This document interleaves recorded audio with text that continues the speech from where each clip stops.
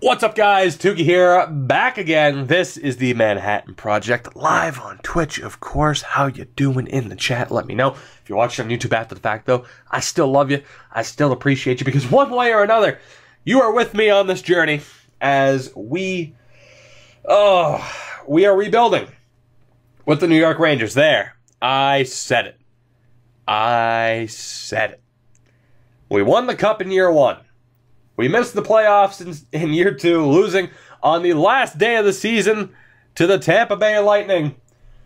And now, we are at severe risk of missing the postseason again. Now, we did win our first game of the post-everybody era, with the exception, of course, of Miller and Hayes. We are only 9 points out of a playoff spot, which is kind of hilarious.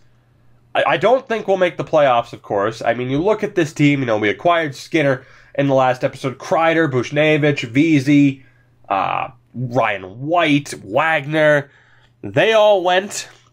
So the team's looking different. Of course, the fourth line, we have a youth line. We also have Robin Kovacs in on the third. We'll see what happens, man. We will see what happens moving forward, but no expectations of making the playoffs. If anything, we want to finish as low as we possibly can in the standings, although, of course, we did also acquire Anton Strawman, bringing him back to Manhattan, and we'll see. Brady Shea, pressure's on, buddy. You were another one of those guys, like Buchnevich, who was supposed to be here for the long haul. We have managed to somehow get your overall back to where it should be. There is no excuse now. Yes, Strawman was kind of struggling plus-minus-wise in Tampa. There is no excuse. You two need to just set the world on fire and dominate everybody, and then hopefully D'Angelo's happy on the third pairing. We did turn off auto-rotate goalies, so Igor Shesterkin will be getting the majority of the starts. And then, of course, down in the AHL, it's just a bunch of depth. For the most part, I mean, we are going to have to rebuild through this upcoming draft. We do have some decent pieces here. Of course, we also acquired Owen Tippett. He is back in junior. We also acquired Nick Hague, who is playing on the second pairing. And we also acquired Kuhlman, who was another one of those really big pickups that we acquired in exchange for Pavel Buchnevich, and we'll see what he is able to do moving forward. Anyway, let's do this because we have to finish the rest of the season. If we finish it quickly enough, this will also be the draft video as well. Could it be Henrik Lundqvist's final season? Part of me hopes that it is. He won't play until this game against Carolina. Actually, we'll play him against Washington. More than likely. We'll see what Shesterkin can do. And, I mean, if Hank retires, that's great, because we free up a lot of cap space. Again, I refuse to sign him. This is a very, big time right now for Shesterkin, as we do get a waiver claim, though. Jeff Taylor, 83 overall player. Who is this guy? Jeff Taylor, offensive defenseman, 83 overall at 24 years old. It's actually really not a bad offensive defenseman, 89 overall. I must have made him. He must have been an NCAA signing that I just don't recognize. Yeah, he has to be, because he has 36 faceoffs, and that's kind of how you know if I've edited somebody. But that is an interesting option. Still on an entry-level deal. I mean, we could. It would make Hartford better. Like, am I going to re-sign him and trade him for what, really? I mean, you know what? I'll still claim him. I don't even know how long he'll really stick around. He's going to be pissed already because he would have just missed that game against Edmonton, which is fine. But yeah, I mean, we might as well claim him. Why the hell not, right? Why the hell not? And we are officially 11 points out of the playoffs, which is good. Pretty much means we are done for, which is great. Did it put it down in the AHL? It did. We will play him down in the AHL. Nouveau, I am sorry, buddy. You're not a bad player, but you are going to be scratched. And actually, let me go best lines. See, the forwards don't matter. The defense does. We will take out Nouveau in exchange for Kuhlman. Get him back into the lineup. And we'll actually play Taylor on that side. So let's go. We'll keep Day and Gattenby as a pairing. We'll go with Haig and Taylor, Kuhlman, and Zaborowski. I just want to call you Bobrovsky. All right, there we go. Perfect. So Taylor, a decent addition. Like I said, I will probably re-sign him. I don't know what his trade value will be worth. Maybe he'll improve. I mean, if it turns out that, say, Anthony DeAngelo isn't worth keeping, maybe Jeff Taylor would be worth keeping for a season or two. So, Igor gets this next game against the Colorado Avalanche. It's a 3-1 victory. And we are 3-3 so far since the deadline. Not sure how I feel about that. Still not a winning record, at least. But, you know, I kind of want to make sure we don't get too many points.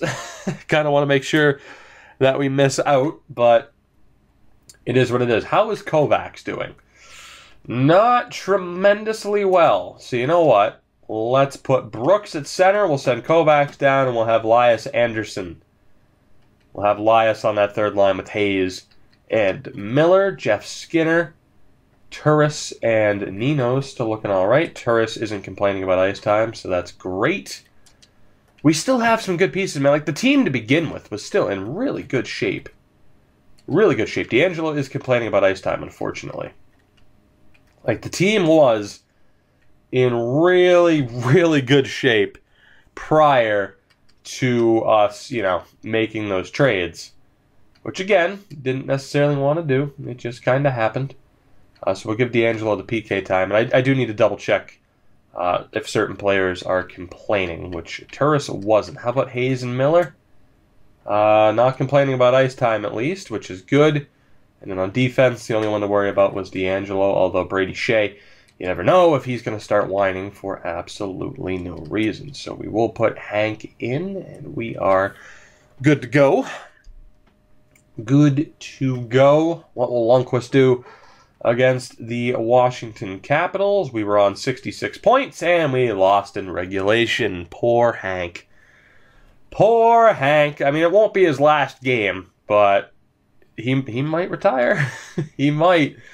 Has a 910 save percentage this year. Shesterkin is up to a 907, so he has improved, I believe, ever since we made him the starter at the beginning of the month. So that's good, at least. I have to blow my nose, man. Give me 1 second.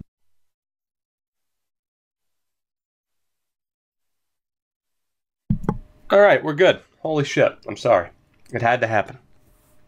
It had to happen. Again, like I mentioned, sick over the past weekend, which, you know, it was just the type of sick where it's like, hey, just sleep a lot. And I did. Oh boy, did I. And then I slept even more today before this stream. So yeah, it worked out tremendously. But we're powering through, man. I couldn't miss three straight days of streaming. I couldn't do it. Which, by the way, for those of you who only watch on YouTube, that's a spoiler alert saying that I record multiple episodes in a row. Oh my god. Oh my god. Anyway. Henrik Lundqvist. We are 10 points out of the playoffs with 8 games to go. I think we're done. But again, we were all right with rebuilding because the pressure wasn't on to win another cup. We already won our first cup. You know, I mean, winning in season 1. Again, these series never go as you expect them to. Ever. You know what? Here, I'm even going to try Cameron Askew on that line.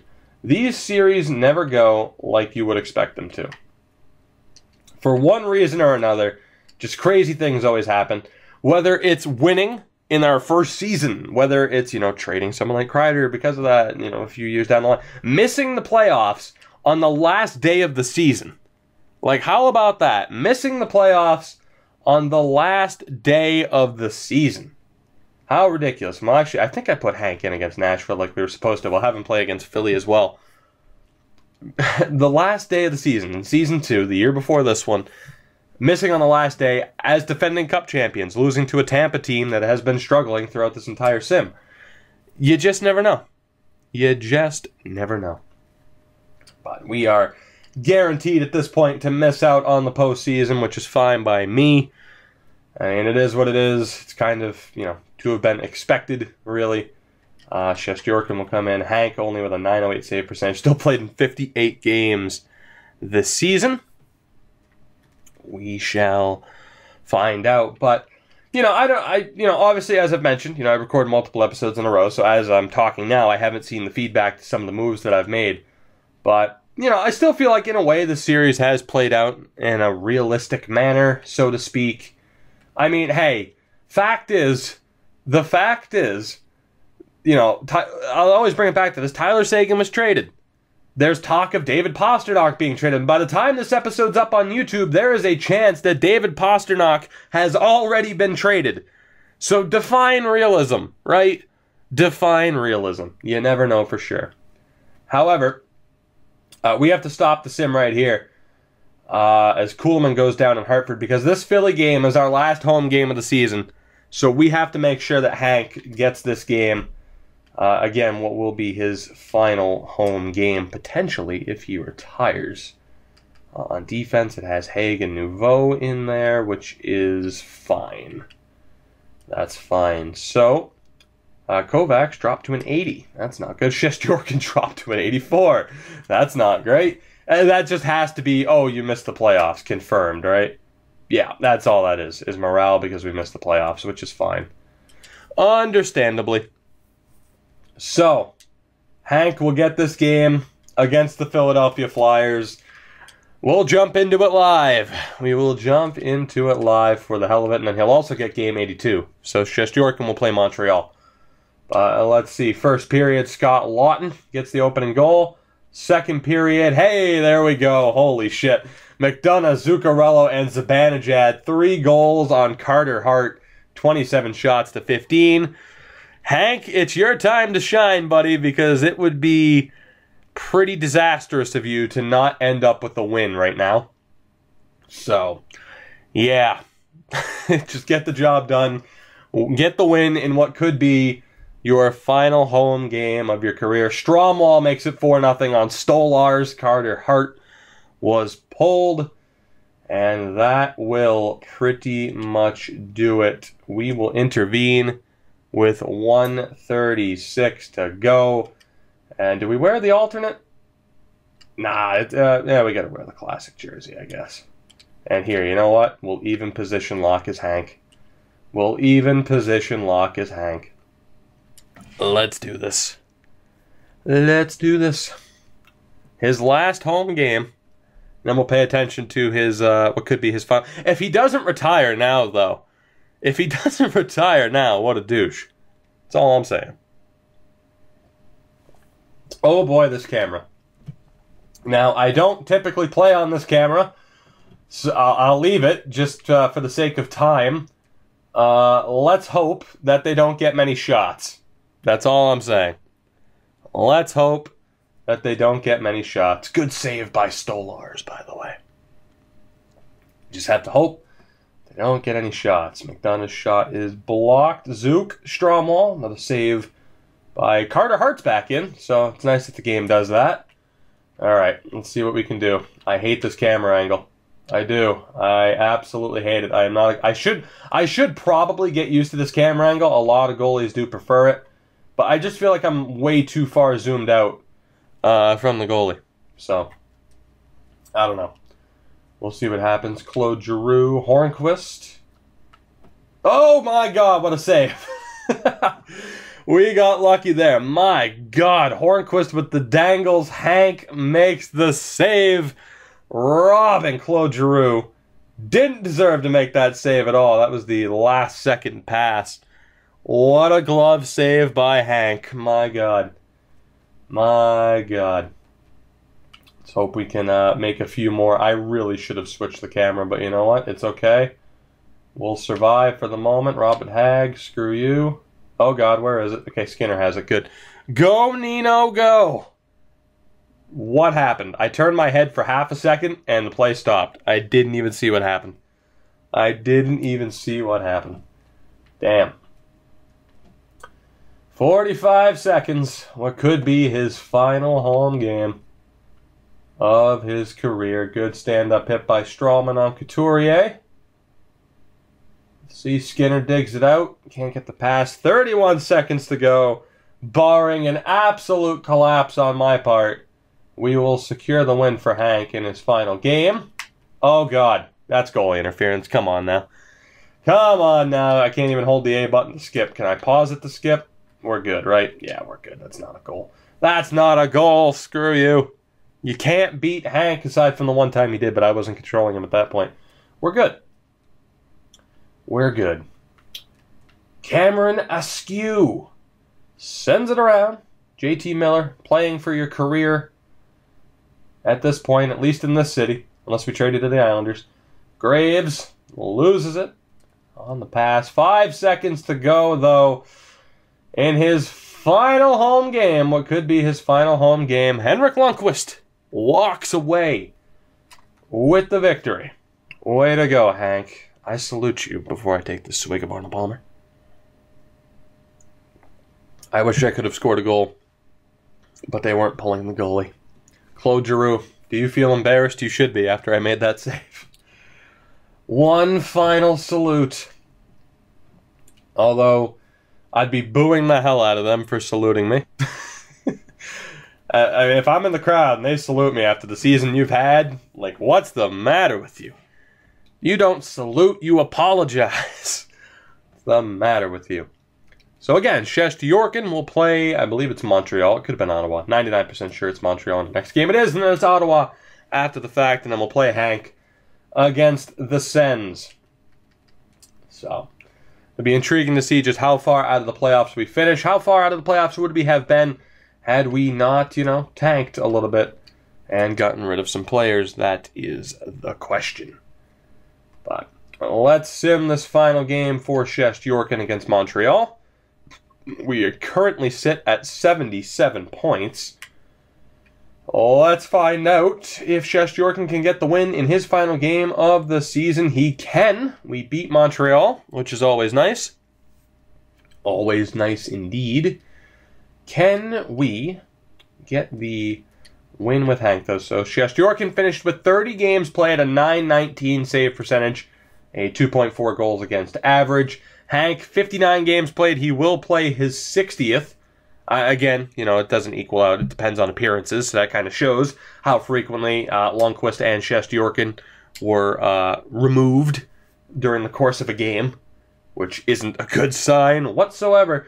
But let's do this. Will it be Hank's final game? We will find out later in this episode. But the last game of what has been a pretty poor season for the Rangers. Again, after winning the Cup, we will miss the playoffs for the second consecutive year. First period in Ottawa, Erik Karlsson gets the opening goal. Second period, Cody Ceci scores.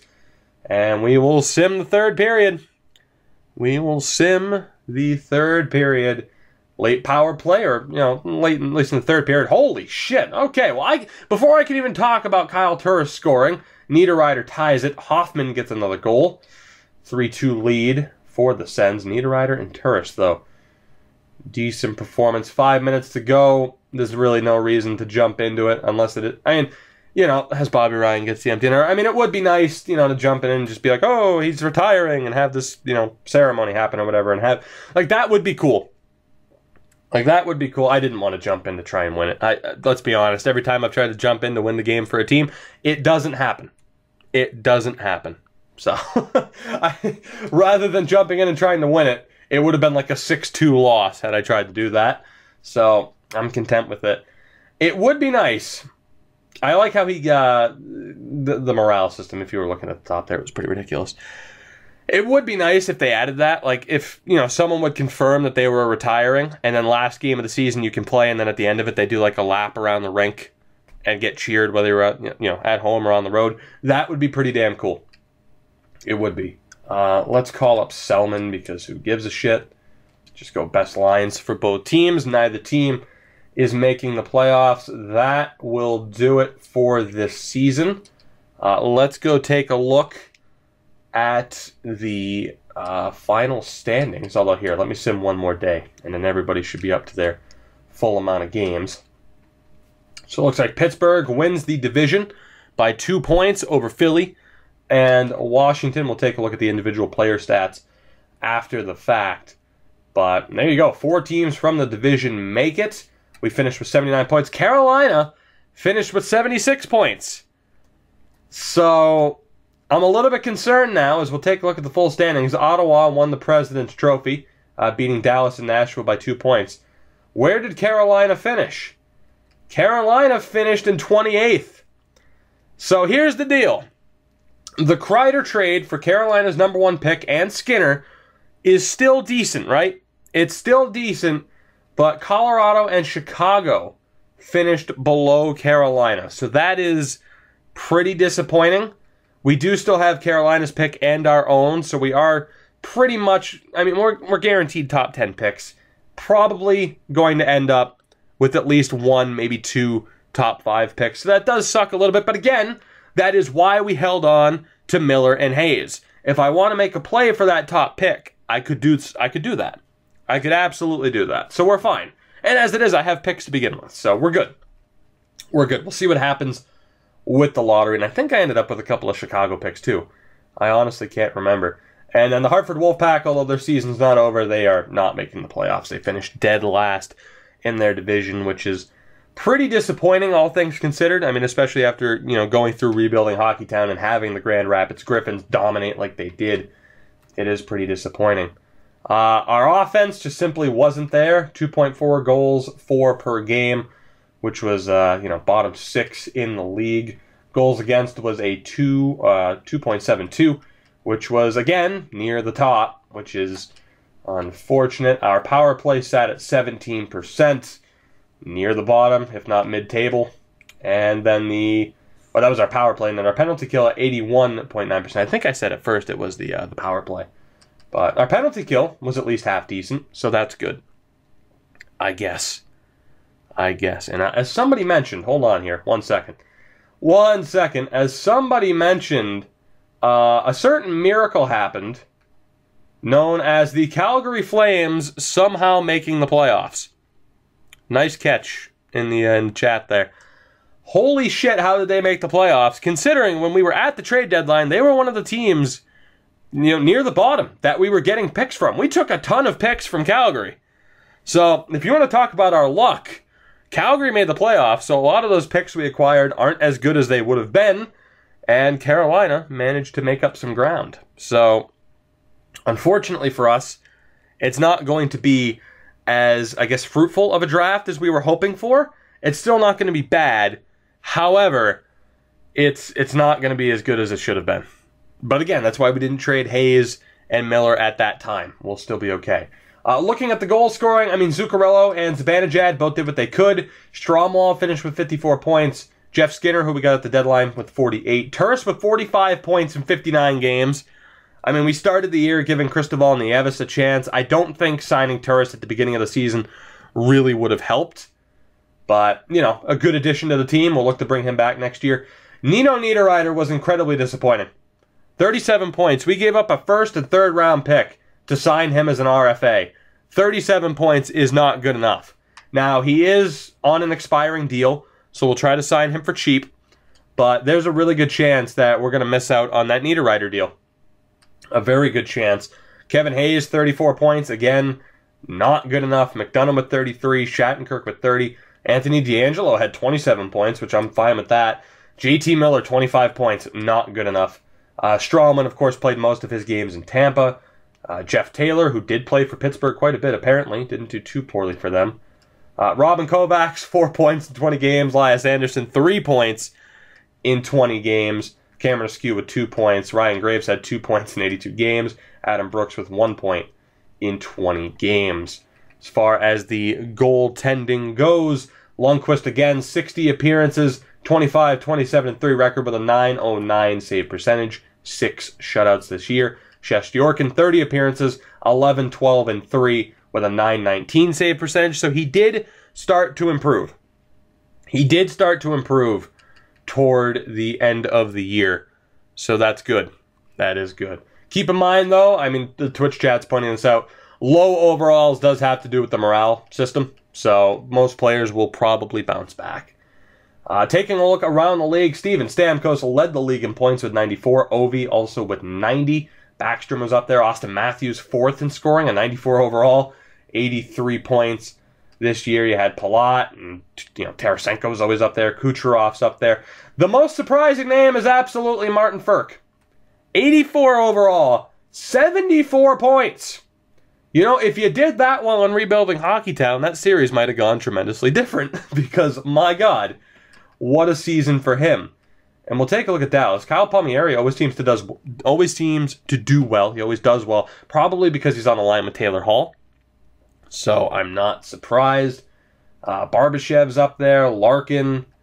McDavid with 71 points, same as William Nylander. I do want to look at Detroit really quick. Why did Ferk do as well as he did? That's what I'm wondering. And I guess just because he and Larkin were a dynamic duo. Nyquist had a good season. Tatar had a decent season. Mantha as well. Surprising, though. Definitely surprising to see him have as good of a season as he did. So, definitely surprising. The goal-scoring king was Ovechkin with 54 goals, the only person to break 50. You only had 3 players break 40 goals. Tarasenko and Stamkos up there as well. Aside from that, it was Corey Perry with 37. 34 for Gurianov. I think that's Anthony. Is it Anthony Lewis or Louis? I have no idea, but I know, obviously, signed with Chicago. Brock Besser, 32 points as well. 32 goals. Clayton Keller with 29. Jake Gensel with 28. Damn. And the assist king, for the hell of it, was Nicholas Backstrom. No surprise there. I am intrigued, though, by the rookie race. And it's looking like it's going to be Kaprizov. Only an 80 overall. Again, we were nice. We traded him back to Minnesota, who he should have been on the entire time. 59 points. Alex Nylander with 49. You had Laurent Dauphin, still technically a rookie. Tyler Benson, Michael Del Cole, Sherbak, Libor Sulak from Montreal. Interesting stuff. But I think Kirill Kaprizov has that award locked up. It was Shesterkin's rookie year. Let's be honest, he didn't do good enough. He didn't do good enough to win the Calder this time out. And then down in the AHL, Kovacs had a really good year. Petrus Palmu played the entire season. I mean, their season's technically not even over at this point. But I think, actually, here, you know what? Sometimes it's intriguing to look. Let's take a look at the league-wide scoring for the AHL. Because sometimes, I mean, you never know. That's how we found out that guys like Strommel and Kovacs were going to be beasts. Tyler Kelleher, who I think has led the league, I think he's won the MVP award for the first 2 seasons. So, and I'm not surprised, seeing as he somehow has 91 offensive awareness.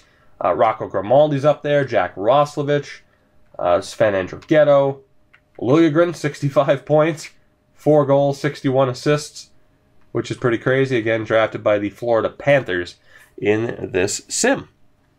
All right. Let's move forward, though. Let's put this awful season behind us. Let's move forward. We still have a draft to take care of in this episode, although I have to admit, I am almost tempted, and if you hear anything in the background, that's my dog. Why do dogs have to circle around? But, why? Why must you? You just make noise. It's nothing but noise making. That's right, I'm looking at you. I'm looking at you. And she's like, quit being lazy, get out of that chair and take me for a walk. And I'm going to have to. That's the answer. Damn. Anyway, let's move forward. Hopefully, we can make it through the draft in good time. I hope. Maybe. We'll see. As Halverson goes down to injury as well. Damn, nothing but injuries for the Hartford Wolfpack here at the end of the year. But I don't know. We'll see how quickly we can make it through this draft. Again, it is the year 3 draft. So, no more, or at least not a ton of real players, which is a damn shame because now it's just that shot in the dark. Just throw a dart at the board and blindfolded and hope you hit the target. It's random, essentially. So we have to hope for the best. Traditionally in my series, we don't always end up with the best. We'll find out what happens, man. We will find out what happens. So it shall be interesting one way or another as the rebuild looks to truly begin here in this episode and the next episode where we will go through the rest of the off season. But yeah, I don't think I can end this episode here. We still have to look through the awards and everything, but that shouldn't take too long. I think we're going to be okay, time-wise. Again, I don't need, 2-hour episodes. Those are a bit much. I don't think that's going to be this, but, still. And besides, we do have the excitement of trying to figure out just where exactly we are going to be in the draft order.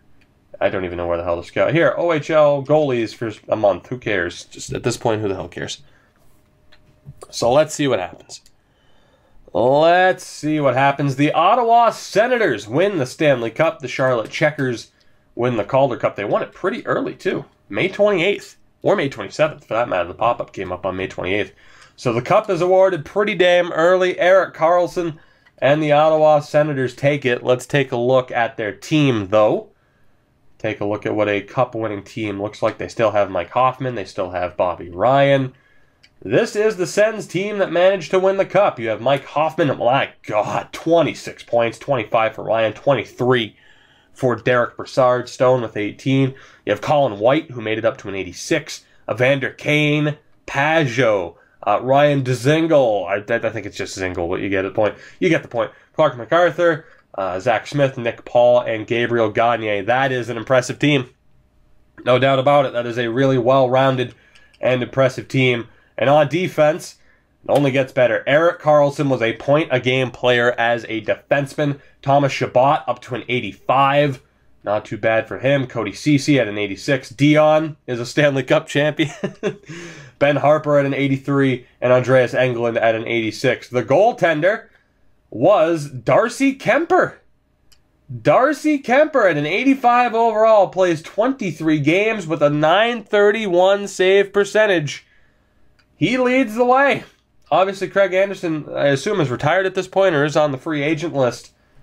Darcy Kemper leads the way, but that is a pretty damn well-built team. I can't be too surprised, I guess. But, yeah, there you have it. The Ottawa Senators win the Stanley Cup. They beat the Ducks in 5 games, so revenge for the Sens over a decade later as they beat the Ducks in 5 games in the final. Not too shabby. I mean, you look in the East, Philly beat Washington in 5, Boston over Pittsburgh in 6, Toronto over Montreal in 6, Ottawa beat the Islanders in 7, Toronto in 6, Boston in 5 in the conference final. Damn. And then down in the AHL, the Checkers beat the Springfield Thunderbirds. They swept them. Thank you very much, Charlotte. I appreciate that. I appreciate that. So let's take a look at the awards, and then we will move on to the draft. Again, we won the Cup in year 1. Pittsburgh won it last year. Ottawa wins it this year. So 4 straight years now the Cup has gone to an Eastern Conference team. Ottawa also won the President's Trophy and managed to win the Stanley Cup. So there you go. Cursed no more, apparently. Let's go with the NHL awards. First, the Art Ross goes to Stamkos, as we were aware of. The Hart also goes to Stamkos. The Norris goes to Erik Karlsson for the 2nd consecutive year. I need to adjust here. I'm sorry, this chair is brutal. There we go. Actually, I managed to adjust without it being too noisy. Perfect. Lady Bing goes to Backstrom. Alex Nylander wins the Calder over Kaprizov. That is surprising. Conn Smythe goes to Mike Hoffman. 3rd straight year now that even if you look at Crosby, basically forwards are winning as opposed to rebuilding Hockey Town where it was nothing but goalies. Speaking of goalies, the Vezina goes to Tuukka Rask. Way to go, Tuukka. The Jennings goes to Rinne and Saros. The Masterton to Mirko Mueller. Bergeron wins the Selke. Finally, who says this game's unrealistic? Ted Lindsay goes to Stamkos, and the Rocket Richard to Ovechkin. He reclaims it after Tarasenko won it last year. The player awards, Kelleher once again gets the most points. It was Mike Vecchione who took home that award in year 1. Kelleher, again, much like Vecchione, wins the MVP that year as well. Mikhail Vorobyev scored the most goals. He was also the Rookie of the Year. Lucas Bengtsson was the Defenseman of the Year for the 2nd straight year in a row. By the way, 3 straight years now an offensive defenseman's won it. Count it 4 if you consider T.J. Brennan in real life. Elvis Merzlikins wins the Goalie of the Year award. Nedeljkovic was the MVP of the playoffs. Kelleher takes home another award, as does Warner, and Yaroslav Halak and Eamon McAdam essentially win the equivalent of the Jennings Trophy for the AHL. That brings to a close the 3rd season. It is time to move forward. First up, we will find out our fate with the draft lottery. We have 2 picks that you would assume would be top 5. We'll see if that's the case. Can we win the lottery? No, we can't. San Jose and Detroit both move up. And we end up with the 5th and the 6th pick in this draft. All right, again, it's why we didn't trade Miller. It's why we didn't trade Hayes, but that is incredibly disappointing. Still, we traded Kreider and Barrett Galazov for the 5th overall pick and Jeff Skinner. I would still do that trade, I think. I would still do that trade. It would have been better if it was the number 1 overall pick. That is the risk that you take. That is the risk that you take. By the way, I remember, and I don't know if you're still in here. But somebody was mentioning on the Twitch chat, get Calgary's picks. Calgary made the playoffs. So I'm glad I didn't listen to you. I'm kidding. But point being, it didn't end up going as well as it could have. San Jose and Detroit moved up. Of course, we know that Colorado and Chicago were at the bottom of the standings. But, all right. So that didn't go as well as we hoped. The question is, has Henrik Lundqvist retired? I kind of hope that he has. I really do. That way, Shesterkin's the guy. We could go out and reacquire Georgiev, or maybe Halverson's good enough to be the backup this year. We'll find out. Has Hank retired? Now, Kelly and Dominic Moore have, as you kind of expected. We signed them for the AHL. Is Hank gone? 3, 2, 1. He is. Henrik Lundqvist retires at 37 years old. Down to the 84 overall. At the very least, we did win the Stanley Cup with Henrik. We did. Year 1, mission accomplished. That is what this series was kind of about, was seeing if we could find success with pretty much the best Swede. I mean, we didn't have the Sedins in a Nation United, but the one thing we were always missing was that Swedish goalie. In year 1, we managed to win the Cup with one of the best, if not arguably the best Swedish goalie of all time, and one of the best of all time in general. So Hank, I am sorry. Not as tragic as, say, Nolan Patrick retiring, because we've seen it coming, but Hank is gone. Speaking of Swedes, Henrik Sedin and Henrik Zetterberg both retire as well. Rick Nash retires, too, 35 years old. Great decision to get rid of him. His contract was up. Actually, his contract wasn't even up yet. So a great decision to get rid of Rick Nash when we did. Gaborik retires. Mike Ribeiro also retires. Williams, Hartnell. A couple of other decent names that had decent careers. But I'd say the highlight... Oh, I don't know. Is Hank the highlight? Or would it be Henrik Sedin or Henrik Zetterberg? A depressing year for Swedes is what we're saying. A depressing year for Swedes. I didn't even check to see what other goalies retired. I apologize. But we have to get in to this draft. The good thing is the trading block is set. So we have the 5th and the 6th overall picks. I could easily move up if I wanted to. At least I would assume. Let's take a look who is in the top 5. Now, there isn't a goalie in the top 5. There isn't a goalie in the top 10. Surprisingly. So this is a complete crapshoot as far as what to go with. We don't have a goalie projected until the 2nd round with Tyrväinen. He is the earliest goalie projected, and I think he might be the only goalie. Yeah, he is the best goalie in this draft. Is this Finnish goalie right here, Mika Tyrväinen. So we'll look to get him. The hope was that there would be, the next big project goalie. So as far as this draft goes, it is shot in the dark. You have a defensive D-man, you have a two-way forward. Taking that grinder, I mean, he might be an elite grinder, but still, he's a grinder. So he's only going to progress a certain way. Power forwards, they are an absolute crapshoot. An absolute crapshoot, man. Sometimes they progress, sometimes they don't. You have one Finnish and one Russian. You also have, I believe, God, that's Czech. I always confuse. That's Slovakian, that's Czech. All right, so you have a Czech defenseman. I'm sorry for the confusion. And then, of course, this American forward, Ethan Goddard. So, we can hope for the best and just see who's left. And then as far as that 6th pick goes, I mean, you have Marek, what is that, Rositis? Who's up there? You have a Canadian defenseman in Macaulay. Pagadawan. Young Pagadawan. Gabriel Pagadawan. Top 10 Swiss defenseman. You have Christopher Stewart, the British, I mean, maybe he's the next Tony Hand.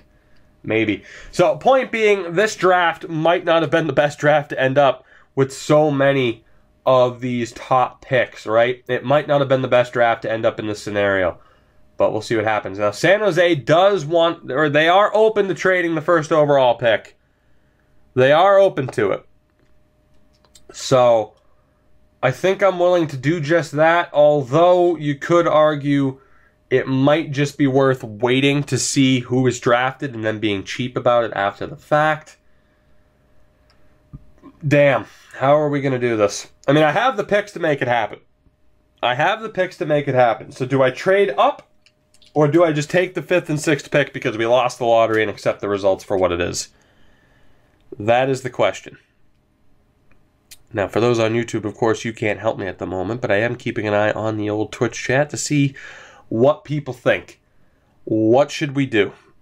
I mean, because, again, it's cheap, but I can just, I can play it safe, take the, not take the risk, essentially.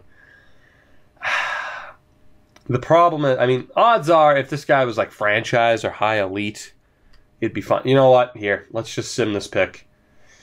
And the power forward goes first, Plekhanov to San Jose, medium elite. Let's see how good he ended up being. Again, they won the lottery, which really kind of screwed us over. He is, holy shit. Yeah, we should have traded up. We should have traded up. Oleg Plekhanov. 74 overall at 19 years old as a power forward. Well, that is rough. I can still trade for him. I can still trade for him and probably will. That hurts, though. That hurts. I'm going to sim to our picks. We'll see who goes here. We'll see who goes. High top 9 and Koskinen. High top 9 and Goddard. Medium elite Grinder. All right. So I'm not opposed. So hold on. Detroit, Colorado, Chicago. Let's take a look here at what we missed out on. So we'll take a look at Chicago first and who they ended up with. And they went with Content at 59 overall at 18 years old. Thank God we avoided that. We'll take a look at Colorado next. They ended up selecting Goddard, 72 overall at 18 years old. High top 9 potential. That's really good as well. That is really good as well. And honestly, it might be worth trading for. I mean, then again, with this first round pick, or this, this first overall pick, it might just be worth going after and trying to make a blockbuster deal happen instead of going after somebody like him. So I would have been pretty upset about that, to be honest. And then Detroit took Koskinen, 67 overall at 19 years old. So the only guy really worth getting is the guy that the Sharks ended up drafting. So, again, that was my concern about this draft, because if we make these picks, it's nearly a guarantee that they end up being worse value than the picks themselves, what they stand at the moment, right? So, I could trade for San Jose's pick. I could trade for that power forward. Or we can take a look around the league. Now, some of our guys, some of our bigger players, don't exactly have the value that you'd like them to have. I could go out and try to trade for, like a really good player. My thought is, though, maybe to guarantee us ending up with good players, we trade for San Jose's pick, and then do the Blackhawks still want to trade that goalie of theirs, that goalie prospect? That is the question. They don't, which really sucks, but he would still be worth trading for. So that's the question. Do I just make these picks because that's how the cookie crumbled? Or do I trade for the prospect that San Jose just drafted and this goalie that Chicago has? Or do I look for some sort of a blockbuster to make, to take advantage of the players that to take advantage of the picks value as it stands right now? That is the question. Now, there's, multiple different ways to handle this on different levels of realism, but, You factor in these picks, we could probably make some blockbusters happen. We could make some blockbusters happen. We could at very least trade for the those two prospects that I previously mentioned. But how cheap is that, all things considered? All things considered. Or do we just make the picks? Again, right now, it's my inner conflict. Wow, Elias Peterson ended up being really good.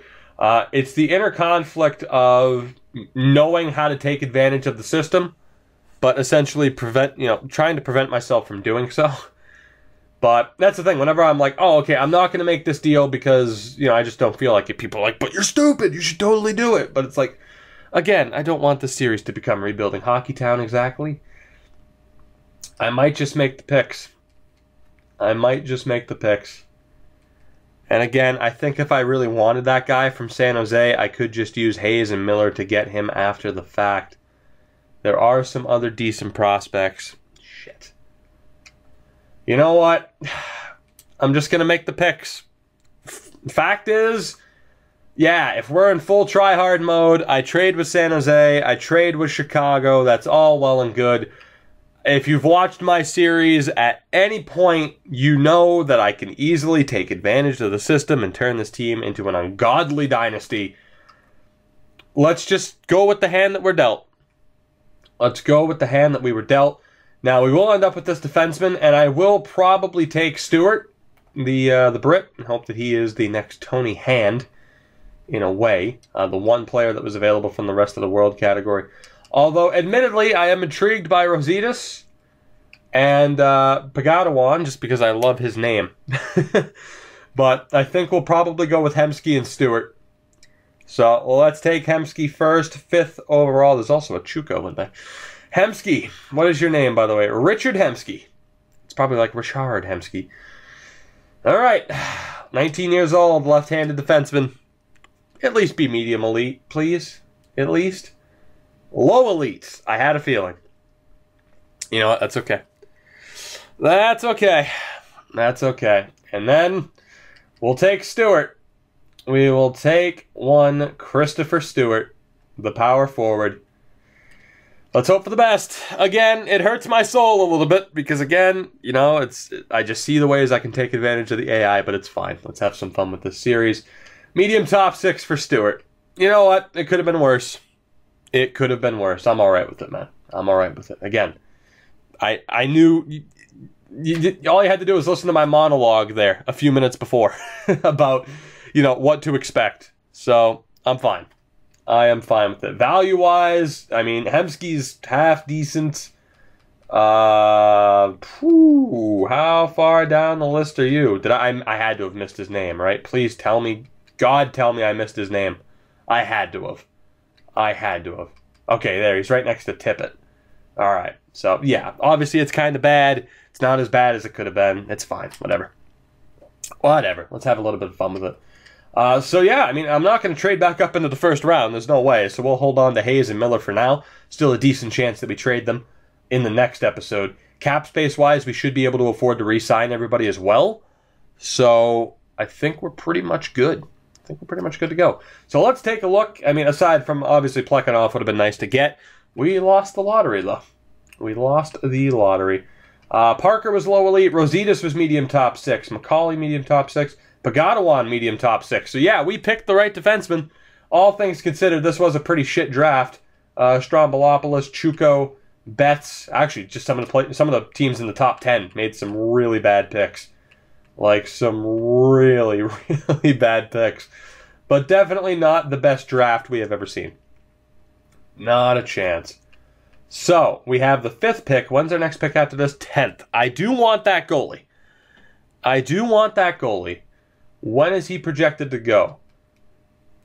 So we could end up with a couple of decent players here. Or do I take the risk now? Do I take the risk of missing out on Tiervainen, the best goalie in the draft? I'm not going to risk it. Let's take him. We'll take him. He is the best goalie in the draft, which shows how bad this draft is. He's 17, so he's definitely a project, but we will take him.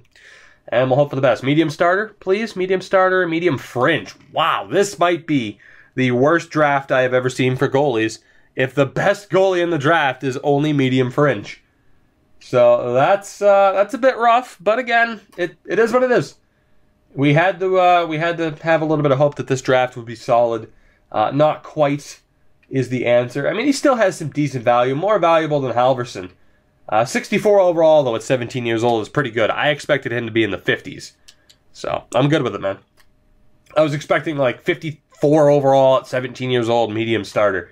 So, all things considered, it's not as bad as it could have been. The question is, who did we miss out on? Ranta, Nilstorp, Sepinen, Graves. I probably would have taken Sepinen. So, I'm alright with that. Who is next? We have a lot of picks in this draft, by the way. So, second round, again, it is a goddamn crapshoot. Right. Okay. So, just projected in the second round. I mean, we have snipers, but they're probably medium 9. So, from Bosnia and Herzegovina, we have Brendan Alberts. Right. God. Poland? Austria? I can't remember. Corey Green. It's a two-way forward. We have another power forward. Kalinka. Dominic Kalinka as an option. We got a couple of Swedes. Jukka Varakas. Who else do we have? Leo Greilinger. Leo Greilinger. Nice. A bunch of Swedes. We have a Hammerlick. Patrick Hammerlick. Probably medium top 6. So a safe bet. We have the Grinder and Sasha Furchner. And Theodore Haller. A lot of Germans. So, I gotta admit, I'm tempted to go with Haller, Furchner, Hammerlick, Greilinger, or Kalinka. Those are the guys I'm thinking about here. We have an offensive defenseman, a defensive defenseman, two-way defenseman, a grinder, and then another defensive defenseman. Right. Theodore Haller, 6 foot, 18 years old. Furchner is 17, so he's going to be a little bit of a ways away. Greilinger, 18. Kalinka, 19. Damn, I wish I could just be like, oh, hey, pick one of these for me, please. When's our next pick after this, by the way? Because I think we have another. Or is this our final second round pick? I think this is our... Nope, we have another one. We have one 15th. Perfect. Okay, so let's go. Because there are so many defensemen, I'm going to go with Furchner. Pretty much is the best forward I have my eyes on as a grinder. So let's select him, and then we'll go with the defenseman next. Furchner is medium top 9, which for a grinder isn't too bad. Not too bad at all. Who did we miss out on? Busenius, Åkerlund, Brodin, and Gustafsson. Every defenseman I was looking at is still there. So that doesn't make things much easier. I mean, really. So let's see. I know you do have Brandon Alberts, offensive defenseman. Kalinka as an offensive defenseman. Greilinger. Holla. Oh, God. I don't know who to pick. Or Hammerlick. Patrick Hammerlick. I want to let the game pick for me, but I think the game will fuck it up. That's the problem. Because I do have a couple of players I wouldn't mind getting. So we took a forward. We got to take a defenseman. What type of defenseman did we take with the 5th pick? I forget. A defensive defenseman. All right, so we'll go offensive defenseman or two-way, which leaves Hammerlick, Kalinka, and Albert. Right. I mean, Hammerlick's pretty much a guaranteed medium top 6, I would think. So we're going to go with him. The reason why I'm not going with pricing is he's a sniper. He's also 17, so that really sucks. I mean, unless he's good defensively, and you change him to a two-way, but odds are it's the offensive stats that will grow. I'm going to go with Hammerlick. Hammerlick is the guy. Please at least be medium top 6, so that would be a disastrous pick. Thank you very much. To the next round, and then we'll take a look at who we passed up on at least. I mean, through the first couple of rounds, it's at least worth double-checking. So let's take a look here. Varakis was medium top 9 as a playmaker, though. I'm not too concerned. Alberts was the same as Hammerlick. Green was medium top 9. Kalinka was low top 6. Glad I avoided that. Pricing was medium top 9. Greilinger would have also been about the same. So I'm all right with it. Holler was actually garbage. So I made the right pick, I would say. For me, at least. I mean, yeah, you could have argued, oh, there were medium top 9 guys, but I mean, that's the defensive equivalent, so I'm all right with it. Again, we will look to take a forward and a defenseman here at this point. You have Redmond, who is still available. He's a playmaker, though, so no thank you. So, we have Todd Gill as an offensive defenseman. Sergei Semin as a grinder. We have the two-way forward Ruslan Kravchenko, who might honestly be my my main pick at the moment. Pavel Lazarev. We have Nikolai Zuzin's a playmaker. We have a power forward and Lance Fistrick. Defensive D-man and Jeremy Ramsey. Power forward and Don Roberts. Defensive D-man and Daniel Bannister. We have a goalie, Brendan Rome, who's not that great. Redenbach is a two-way. Bradley Redenbach. Fukale as well. Again, it's just shot in the dark, and none of these guys are guaranteed to be too great. Brandon Elnuik and Boris Alexiev. Right. Well, as far as forwards go, the first person that really kind of jumped out to me was Kravchenko. So I'm going to take the risk on him and hope for the best, the Belarusian. Let's take a look. Low top 9. Well, so much for that. So much for that. I'm going to look to take a defenseman. We have Gill. We have Lazarev, Ramsey. I haven't taken an offensive defenseman so far in this draft. I've taken one of each type of defenseman at this point. So it's Elnuik or Lazarev. Let's go. Or I meant Gill, actually. And I'm going to I'll give Todd Gill a chance, the American. Let's hope for the best. Again, it's the 3rd round. It's not the best draft. Gill's not too bad of a pick. So, I don't know. I feel like we're doing all right, all things considered. Considering Roberts was also a low top 9. Redenbach wouldn't have been a bad pick, but I never would have selected him. That's just purely hindsight. Redmond, low top 6 as a playmaker, actually would have been a really good pick. But I avoided him because he was the last guy in the order. So, let's see. Next up, we'll probably look to take another defenseman. You have Elnuik, Fukale, and Ramsey. I mean, I've already taken one of each type of defenseman, so I could restart the order. As far as forwards go, there is only one I'd be willing to take. It would be the grinder, Sergei Semin. I am going to take Ramsey. He's going to be low top 4, but low top 4 isn't the worst potential in the world. So I'm cool with it for a 3rd round pick, and indeed he was low top 4. So welcome aboard, Ramsey. We do have another pick in the 3rd round. Rome was low starter. I'd probably rather have the medium fringe. Zuzin was low top 6. Semin was a low top 6 grinder. Never would have seen that coming. Elnuik was certainly a good pick to avoid. Well, actually, I don't know. You could argue low top 4 or high AHL top 2 as far as what potential is the best way to go. So there were some players there. Obviously, with hindsight, should have been that guy, should have been this guy, should have been that guy. It's fine. Very low stakes here. God, again, as far as who to take next, I just don't know.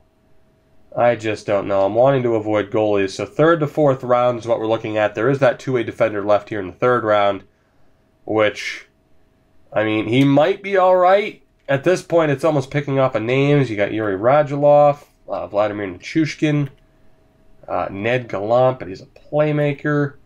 Maurice Moreau. I'm almost tempted to let the game pick for me at this point. Marcel Legault. Kyle Quincy. Not that Kyle Quincy, but a Kyle Quincy. We have a power forward in Jerome Dubois. Or Dubois. There we go. We got another power forward in Barry Moy. I have no idea. Or a grinder in Albert Rome. What is up with the name Albert lately? Damn. You know what? I have a feeling that Fukale is low top 6. Moreau might also be low top 6. That's the scary thing. These guys are probably low top 9. Scary stuff. Scary stuff. Let's go with Bernard Fukale. No, he's going to be low. He's going to be low. Maurice Moreau. We got Gallant. We got. You know what? I'm going to go with the grinder. I'm going to go with the grinder just because odds are for this point in the draft, he's a safe bet. Hopefully. Medium top 9. I'm good with that. I am damn fine with that. That works for me. That works for me. When's our next pick? Not until the 5th round. We traded all of our 4th round picks. Let's take a look at who we passed up on in the 3rd round. Meant to go back to the 3rd round, not the 4th round. Who did we pass up on? Moreau wouldn't have been bad. Fucale wouldn't have been bad, in fairness. And, of course, medium top 9 forward is the equivalent of a medium top 6 defenseman. So, I'm good with it. I'm good with it. Vorobiev, though. Shit. Well, there's the best goalie in the draft. Turns out he was just a little bit of a ways away. I didn't want to risk taking another goalie. Odds are his value is probably pretty shit, but still medium starter potential. Can't mess with it. You can't mess with it. Not too bad of a pick there for Anaheim. 5th round pick. I mean, immediately I'm thinking about this grinder in Chad Silvestre. 18 years old. You got a lot of Swedes. A lot of Swedes, which I haven't drafted a Swede yet. An offense. Oh, here we have a 2-way and Spencer Smiles. Hell of a last name. Phil Wellwood. You have the playmaker in Orlando DePenta. We have the man from good old Denmark, Melvin Rudder. And then as far as Swedes go, Magnus Eriksson, the offensive defenseman. Jorgen Lindstrom. We also have Henrik Gertz, or Gertz. Right. I'm so tempted to go with the Swede at this stage, right? At this stage. Chad Silvestre, though, is the safe pick, so we'll go with him next. We do have other picks in the 5th, I do believe. Silvestre was low bottom 6. Ouch. Granted, the same guy, or the guy before, the Calgary picked, was just as bad. That is unfortunate, though. To end up with a lot of picks in this draft was just flat out unfortunate. It really was. This was not the best draft overall. Gunnarsson wouldn't have been a bad pick. Eriksson as well. So, anyway, I mean, it is the, it was the 5th round at that point. We're in the 6th round now. Shot in the dark picks. That's what it's all about. Let's see. Jesse McClement. You got Sidaway, Bullion, Watson. Nick Watson. He's a real player, too. So there you go. Nick Grima. We have another German, Christopher Geisberger. I like the name Geisberger. I also have Jonathan Smart. So the last year that some of the undrafted real-world players are in. You got James Hamblin, Igor Butsayev, Eric Miller. I'm going with Geisberger, I think. There's a lot of Germans in this draft. German to glory at this point. You have a Sexsmith as well. A.J. Sexsmith. And you got a goalie named Potvin. But the guy is Geisberger. The German. We'll hope for the best. And you know what? All things considered, it's not the worst thing that could have happened at this stage in the draft. Hamblin, Watson, Sidaway, Zubov, McClement wasn't too bad. Should have gone with McClement, but that's okay. As far as who to take now, I have no clue. No clue at all. So we'll look for player types. We'll look for player types. Of course, we don't want to take a sniper this late. Do we have any grinders? No. How about left wings? Bunch of 2-way forwards. We got power forwards in Stan Ribeiro and Robert Holmes. There is one grinder left. Raymond Merricks, a Canadian. Right wings, you got a bunch of 2-ways. You got 2 power forwards in Clark and Agon. And another grinder, the Swedish grinder, Johan Malmström. Right. Defensive. I mean, Butsayev might be the pick here at this point. You have a different Riley Bruce on the board. I was almost tempted to see, like, hey, let's just see if we can find a giant. Alexander Kreif or Krief. And you also have Nick Grima. But, alright, so it's Igor. You know what? Here, we'll take the Estonian. Let's take Igor Butsayev. And we'll hope for the best. Low 7th. Swing and a miss. Was hoping for medium 7th. It didn't happen. But again, it's the 6th round. It's a shot in the dark. The whole draft, once you get beyond like the first 2 seasons, it's a shot in the dark. So all things considered, not the best draft in the world, considering some of the players we gave up. Again, we could have made our situation better, for sure, by, trading for Chicago's goalie, trading for the #1 overall pick that San Jose drafted. But, we decided to just play it by the books and go with what the, go with the hand that we were dealt all things considered, we're still in a decent spot. Now, we do have a very, very big re-sign phase ahead of us in the next episode. And, of course, now we are in the post-Henrik Lundqvist era. And we'll have to see if we can get any decent progression out of someone like Halverson, or if we have to go scouting for another goalie. Ryan McDonough, Strawman, D'Angelo, all need to be re-signed. Forward-wise, Zuccarello, Skinner, Niederreiter, Turris. It is a very important off-season ahead of us, and we will get into that in the next episode. So another draft complete, some interesting results. We'll have to see what happens when we move forward. So guys, for now, if you join me live on Twitch, I thank you. If you're watching on YouTube after the fact, I still thank you as well. But that will do it for this episode of the Manhattan Project. I will see you guys in the next one. You know what you have to do to support the video and the channel.